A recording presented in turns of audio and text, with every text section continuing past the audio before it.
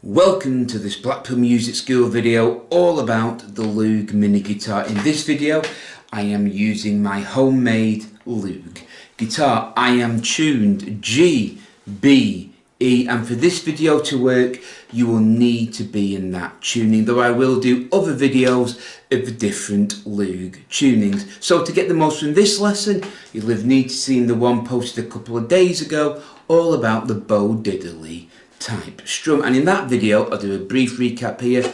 We were learning how to chop the strings or chug them.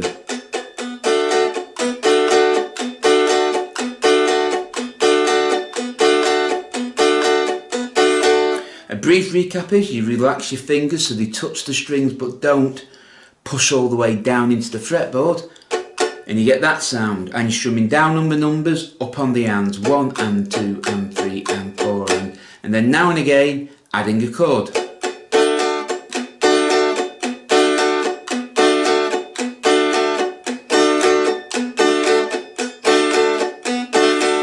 Whichever way you want, you can do it on the first beat,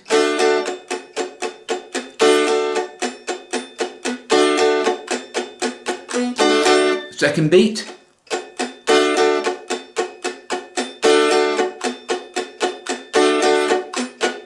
third beat,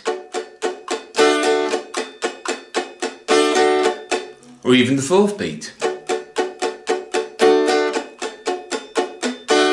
And you can do it multiple times. The choice really is yours and how the music makes you feel. Now in my case I am using the D shape because all the three strings are pressed down using the hand. You can do it with other shapes and rest your fingers on. See the previous video to understand that.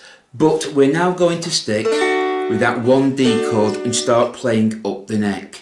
When you play higher, the notes get, when your hands move closer together, the notes get higher in pitch. When they move further apart, they get lower. But a G chord is a G chord is a G chord. So if you're playing a G chord up here, down there, it makes no real difference. A G chord is a G chord. For now, just think of it like that. So we're now going to play a song in the key of Delta D, the fourth letter of the alphabet. We have our D here.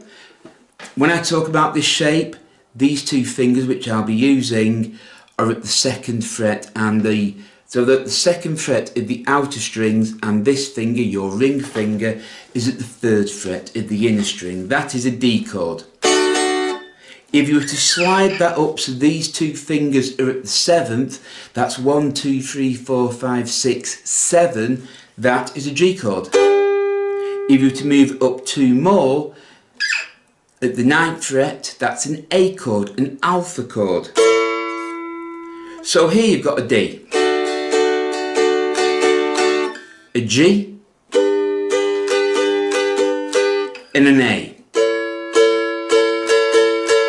So with the D shape, which is how we will think of it now, that when these two fingers are at the second is a delta chord, a D chord, the fourth letter of the alphabet.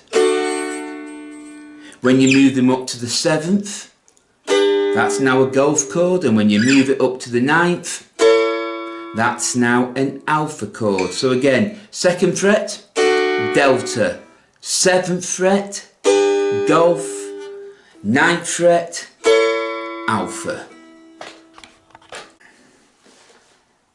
So now we're going to play a song.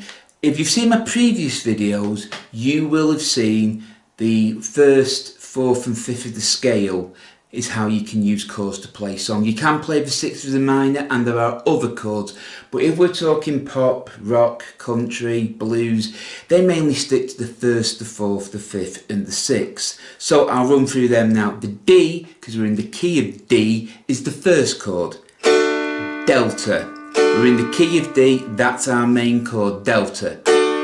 The fourth chord, or the fourth note in the key of D, delta, is a G, a golf note or a golf chord. The fifth note in the key of A, the scale of D, the scale of D, the fifth note is A, that's at the ninth fret. So you have delta, golf, alpha, delta, golf, alpha.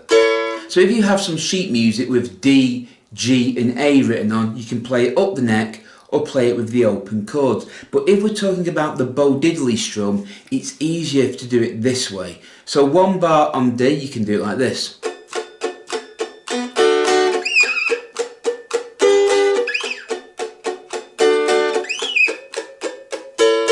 So I'm strumming there on the 4 and. So at the 2nd fret we strum 1 and 2 and 3 and, then down for the 4 and. Then as we're chugging,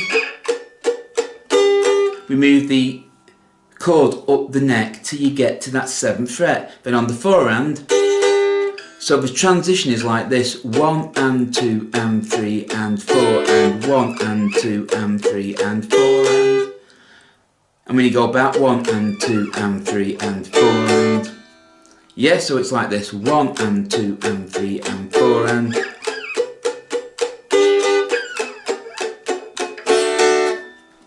And if you want to go to alpha, it's the same.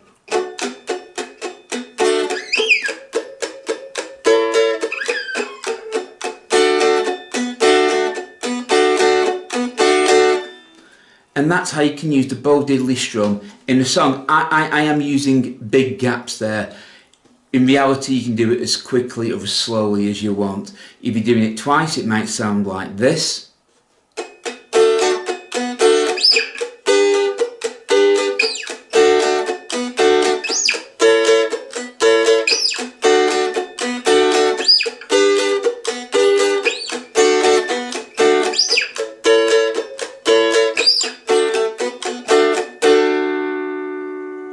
So as you can see, I was playing on the 1 and the 3 and there, and using those brief gaps to move up to the next chord.